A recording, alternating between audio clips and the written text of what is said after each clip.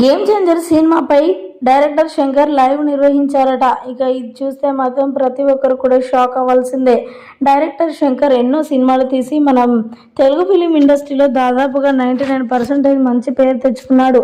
అయితే game changer cinema కంటే ముందుగా భారతీయుడు సినిమా తీయడంతో అటర్ ఫ్లాప్ అయిన శంకర్ మరలా సినిమా తీస్తాడు, పలానా హీరోతో తీస్తాడు, ముఖ్యంగా రామ్ చరణ్తో తీస్తాడని అస్సలు ఎక్స్పెక్ట్ చేయలేదట ప్రతి ఒక్క ఇండస్ట్రీ వర్గాల నుంచి వచ్చేవారు. అయినప్పటికీ కూడా శంకర్ డైరెక్టర్ తన యొక్క పట్టుదలను విడవకుండా తన యొక్క ఓటమిని మరలా ఆశ్రయించి ఆ ఓటమిలోనే మరలా గెలుపొందాలి అని చెప్పి మన రామ్ చరణ్తో సినిమా నిర్వహించిన విషయం మనందరికీ తెలిసిందే. ఇక ఈ నేపథ్యంలో రామ్ చరణ్తో తీసే సినిమా చాలా బాగుండబోతుంది.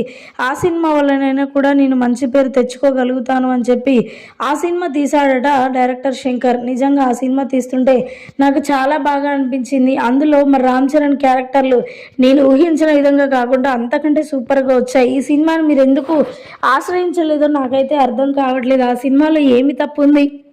ఎవరు చూసినా అలా ఉంది ఇలా ఉంది అని మాట్లాడుకొస్తున్నారు. అందులో ఏం పాయింట్అవుట్ చేసి మాట్లాడడానికి ఎవరికి ఏమీ లేదు. ఆ సినిమాను ఉద్దేశించి కాదు, నన్ను ఉద్దేశించి మాట్లాడుతున్నారేమో అనిపిస్తుంది అంటూ కూడా మాట్లాడుకొచ్చారట సోషల్ మీడియా వేదికగా డైరెక్టర్ శంకర్. ప్రస్తుతానికి వీటికి సంబంధించిన విషయాలు సోషల్ మీడియాలో వైరల్ అవుతున్నట్లుగా సమాచారం.